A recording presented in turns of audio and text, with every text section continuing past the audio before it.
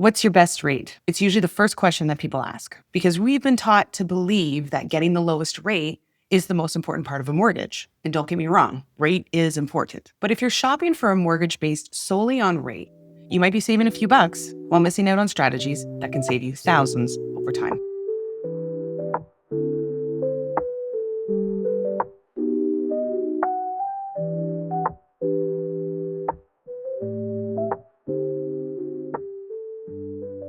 So today, I want to reframe how we think the best deal when it comes to your mortgage, because it's not just about getting the lowest rate, it's about getting the right structure for your mortgage and the right structure for your life. Now let's start with a little bit of perspective. Let's just say you're comparing two brokers. One is offering you a rate that's half a point lower than the other. It sounds like a win, right? But what if that first option locks you into something with much higher penalties? What if it doesn't allow you to restructure later? What if you can't access your equity through a home equity line of credit? What if it limits your future plan just to save you $50 a month? That is actually a trap. You might be saving a little bit today, but you're giving up flexibility, tax efficiencies, or your ability to grow wealth over the long term. Here's what you want to ask instead. Does this mortgage give me the flexibility I need if my life changes? Does it support strategies like debt conversion or investing through equity? Will this lender allow for restructuring later, just so you make sure you're not locked in when new opportunities arise? Am I truly working with someone who understands my long-term goals, not just the numbers? Because if you're going to shop rate, then you should also shop expertise. Shop for someone who understands strategies,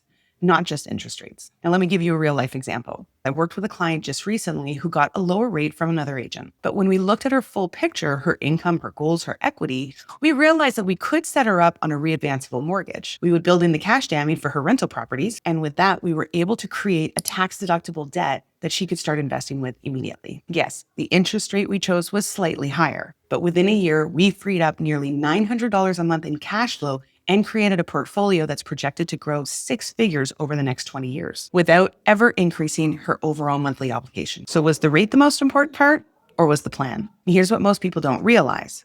The biggest cost of your mortgage isn't always the interest. It's the opportunity cost of what you're not doing. If your mortgage isn't set up to build wealth, reduce taxes, or free up for future cash flow, you might be losing more than you think. And the truth is, most Canadians are leaving money on the table, not because of a bad rate, but because they never got a real plan. And that table belongs to CRA. So the next time someone tells you that you have to find the best rate, just remember, a smarter strategy will beat a cheap rate every time. And when you're choosing a mortgage professional, you're not just choosing a number. You're choosing a partner for your financial freedom and your financial future. Always make sure they're offering you more than just an interest rate. Look for someone who sees the bigger picture, who listens, who asks you the right questions, and who understands the full toolkit of a mortgage strategy, not just the sticker price. If you're ready for a mortgage that works as hard as you do, push that big red easy button and let's start building a plan tailored to you. Mortgage free with Erica V.